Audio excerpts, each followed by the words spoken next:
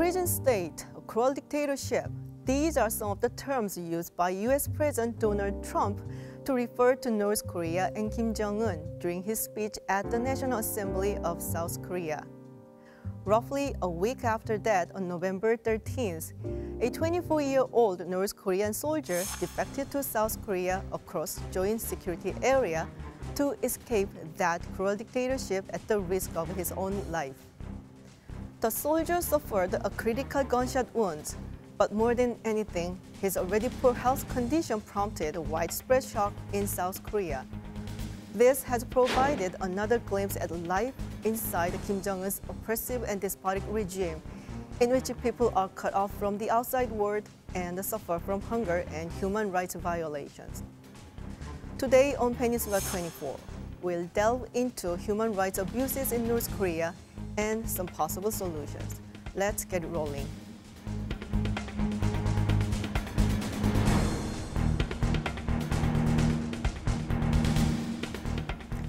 As always, we are joined by two experts in the studio. To my right, Dr. Kim Chul-woo, a research fellow at the Korea Institute for Defense Analysis. Dr. Kim, thanks for joining us. Thanks for having me.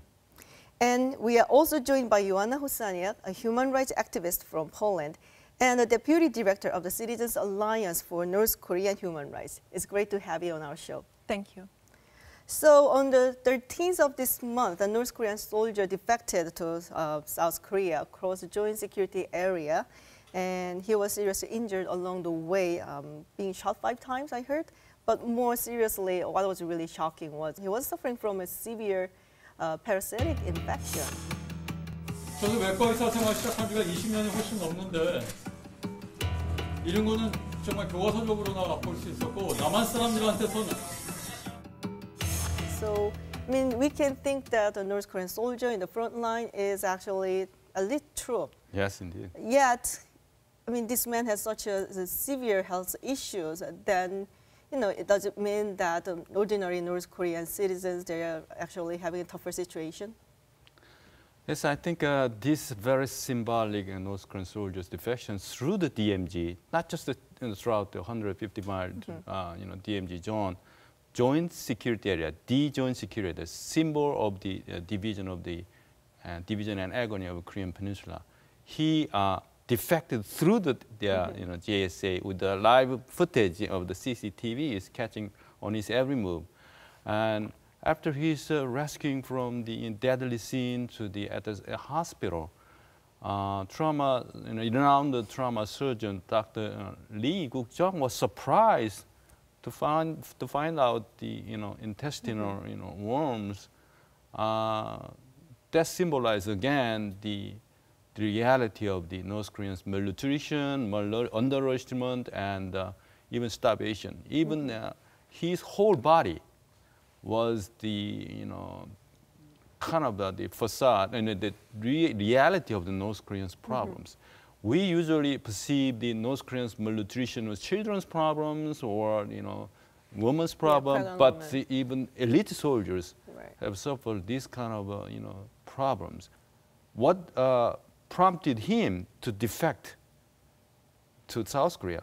Probably not just the popular K-pop star ideology, but his starvation, his health problems prompted him to make his decision to defect to South Korea. That's my first thought on this very symbolic soldier's defection.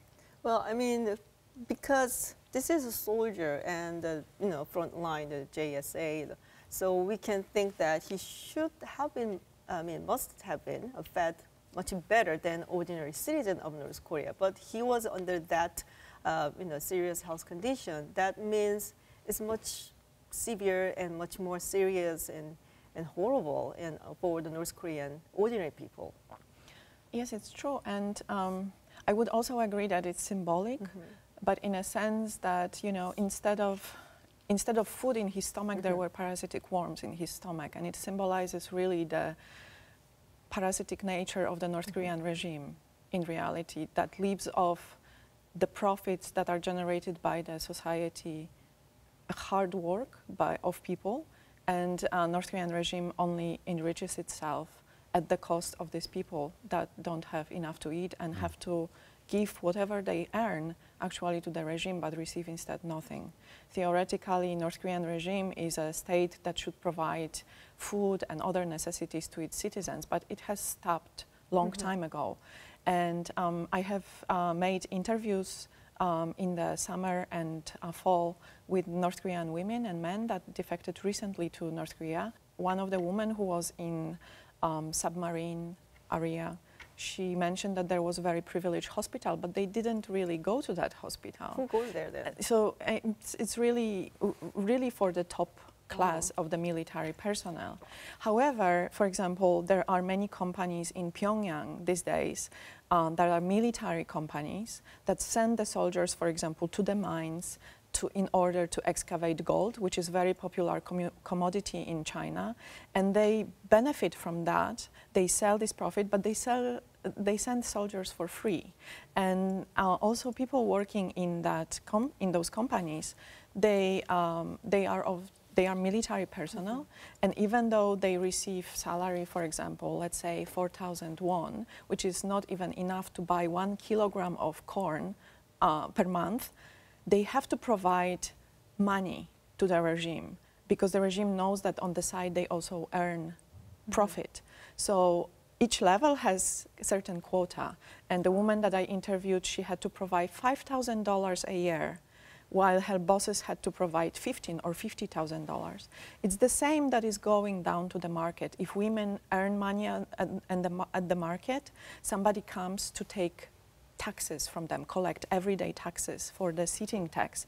So in fact, the regime benefits from the hard work of people, but provides to them nothing. We cannot expect that, people would not, some of them at least, would not like to defect then. Well, on the 8th of this month, President Trump, he actually called the Kim Jong-un regime as a cruel dictatorship. So what do you think about his remark? His remark on the November 8th at the National Assembly speech was the theme was very clear to me with my own professional military career. And he, compared the North and South with like a contrasting effect, I would say. So very dramatic difference, between North and South. And I expected he made another, unexpected, remarks regarding North Korean Kim Jong-un. Instead of that, he used the theme of human rights abuses. Not just the starvation, it's murder and labor prison camps.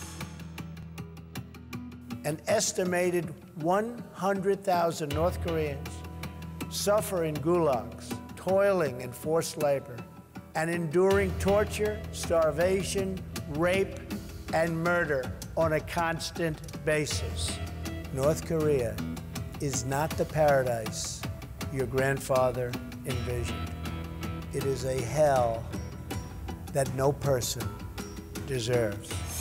Whole North Korean regime, the Kim Jong-un regime, takes the whole 25 million people as hostage to squeeze out, to muckraking, to the labor power. So my understanding that the President Trump's remarks on North Korean regime, he's trying to pressure maximum pressure regarding North Koreans' bad behavior. So in that sense, one striking point was he used the North Koreans' human rights abuses.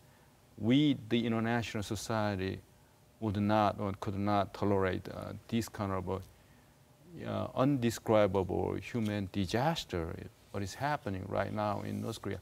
On top of that, based on all the squeezing out money, he's pouring more than $1 billion. $1 billion to develop nuclear and all the missile, provocations, and even statues of Kim Il-sung and Kim Jong-il.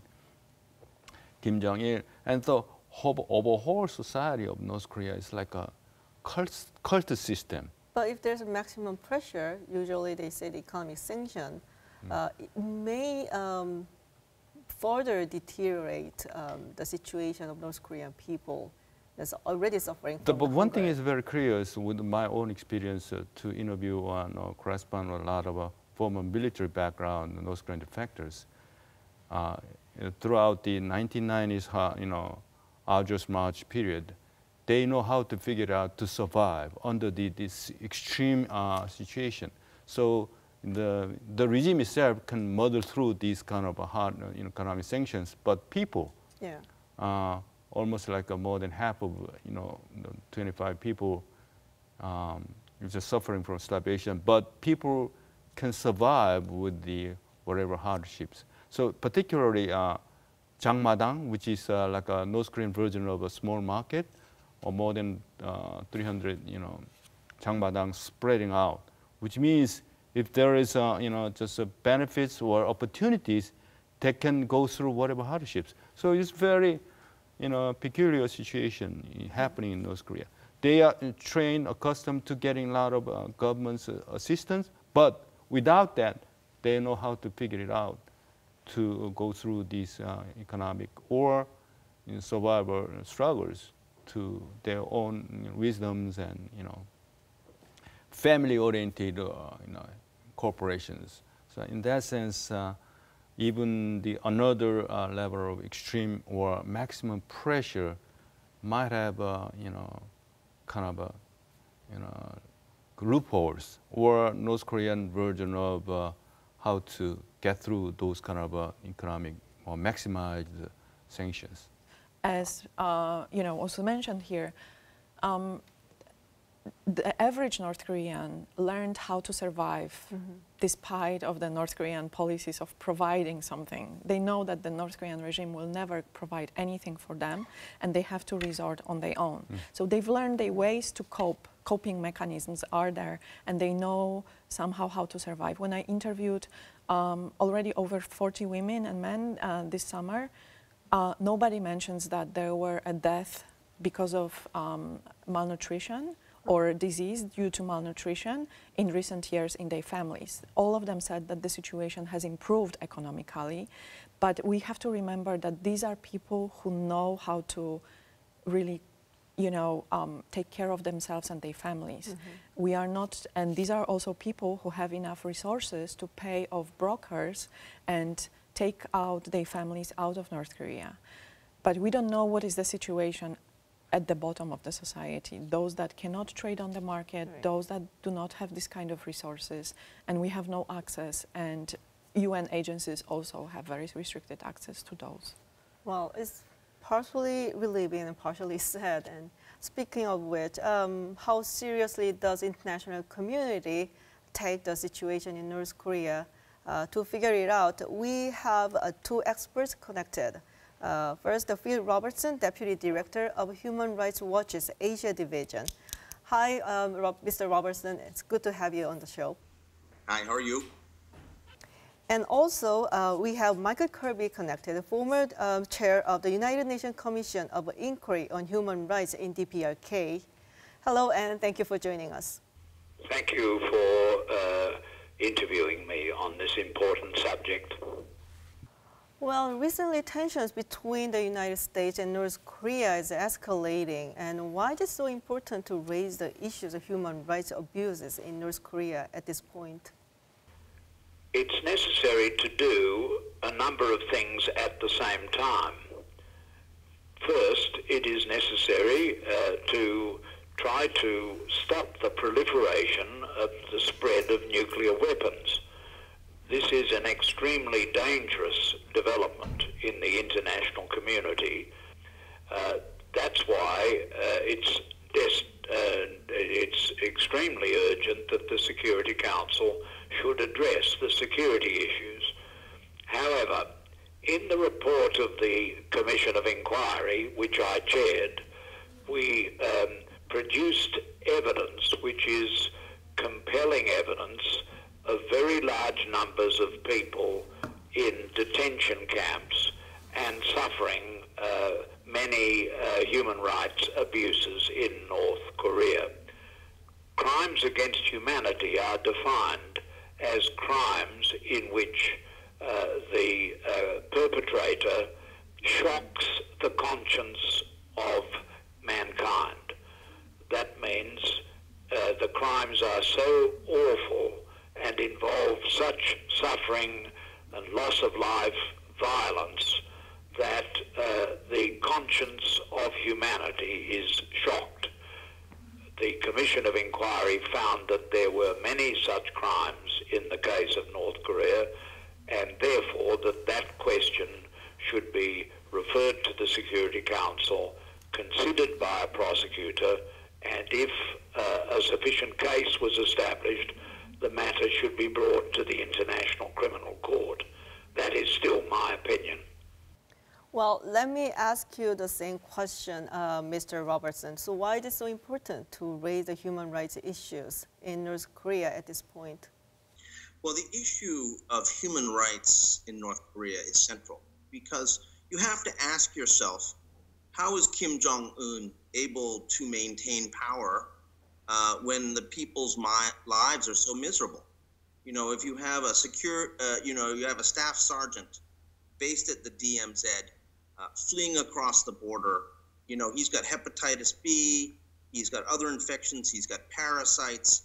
You know, this is not a man who is living a healthy life, yet he is considered to be an elite soldier because he is at the DMZ. What that indicates that people are suffering in North Korea. It's poor, it's hard life, and most people would do something to try to change their circumstances, but in North Korea, people are so afraid of the government and the state because of the human rights abuses that the state will inflict on people that no one dares say a word. So when we talk about changing the situation in North Korea for the better, when we talk about trying to find a different kind of arrangement for people that is rights respecting, it's also about security, because security issues arise. Kim Jong-un is able to spend so much money on nuclear weapons and missiles because no one dares challenge him. No one can use freedom of speech or form an organization or conduct a protest against him, because if they do, they'll be sent to the prison camps or worse. So human rights issues are central to everything in North Korea. And for people who sort of say that, you know, we should have security on one side and we should have human rights on the other, they don't understand what's taking place there. I think if people felt that they could contest against what Kim Jong-un and the Workers' Party of Korea wants and what they're doing, that, you know, there would have been change in North Korea already. Well, this question is for you, Mr. Kirby. On November 14th, the UN passed a new North Korea human rights resolution. I know UN and international community are trying really hard and relentlessly and consistently to improve the situation in North Korea, but it doesn't seem to be bringing a very significant change. Why is that so? I mean, the UN's role is still limited in that field?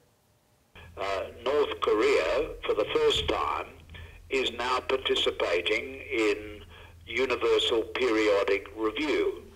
This is the procedure of the Human Rights Council of the United Nations, by which every country in the world is subjected to scrutiny of its human rights record.